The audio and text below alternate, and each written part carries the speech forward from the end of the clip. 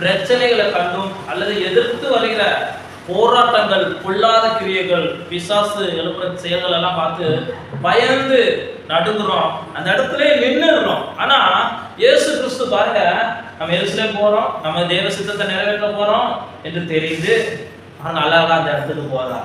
அது மாத்திரம் இல்ல, நம்ம சிலுவையில பாடுபட்டு மரண வேதனைப்பட்டு மறிக்க போறோம், ரத்தம் சிந்த போறோம் என்று தெரிந்து இந்த வேதனையை அறிந்து ஆண்டவர் சன்னிதியில போய், ஆண்டவரே இந்த பாத்திரம் என்னை விட்டு எடுக்கப்படுமானால் எடுங்க, ஆயினும் என் சித்தம் அல்ல உன் சித்தம் நிறைவேறட்டும் என்று தன்னை ஒப்புக் கொடுக்கிறவர்களாக இருக்கிறார். உன்னை நோக்கி ஒரு பிரச்சனை, உன்னை நோக்கி ஒரு போராட்டம், ஒரு குழப்பம் ஏதாவது ஒன்று வருகிறது என்றால் அந்த குழப்பத்தில் ஏதோ ஒரு மிராக்கிள் தேவன் செய்ய போகிறார் என்று அர்த்தம்.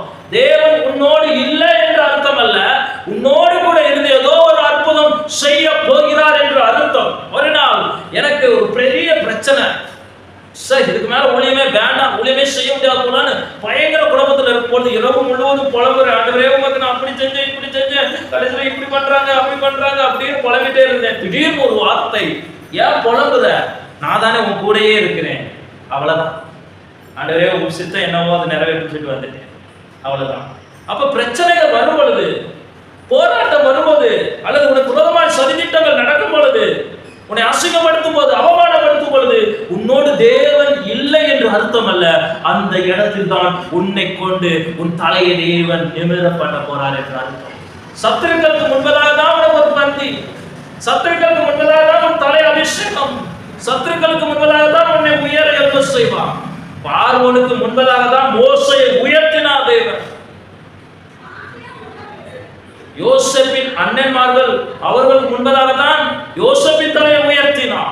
அதே போல உன் தலையையும் தேவன் உயர்த்துவார். அதனால பிரச்சனை வருதே, ஐயோ போராட்டம் வருதே, அந்த இடத்துல நிற்காத. அந்த பிரச்சனைகள் போராட்டம் வரும் பொழுது தேவ சந்நிதியில போய், தேவனே எனக்கு இப்படிப்பட்ட பிரச்சனை வருது, எனக்கு காப்பாத்துங்கன்னு சரண்டராகுங்க. ஒருவேளை நீ தவறு செய்யாம அந்த பிரச்சனை வந்திருக்கலாம், ஆண்டவர் சந்நிதிக்கு போ. ஒருவேளை நீ செய்த தவறு நிமித்தம் அந்த பிரச்சனை வந்திருக்கலாம், தேவ சந்நிதியில வந்து சரண்டராகு. ஆண்டவரே நான் தவறு செய்துட்டேன், இந்த தவறுல இருந்து எப்படி வெளில வரணும்னு எனக்கு தெரியல, என்னை காப்பாத்துங்கன்னு சொல்லி ஆண்டவர் சந்நிதிக்கு போ. அவர் மன்னிக்கிற தேவன், உனக்காக ஜாமீன் கொடுக்கிற தேவன், உனக்காக பரிந்து பேசுகிற தேவன், உன்னை சுத்திகரிக்கிற தேவன். என் மகன், என் மகள் எப்போ திரும்பி வருவாள் என்று பார்த்து கொண்டிருக்கிற தேவன் தான் நீயும் நானும் ஆராதிக்கிற சர்வ வல்லமை உள்ள தேவன் இயேசு கிறிஸ்து.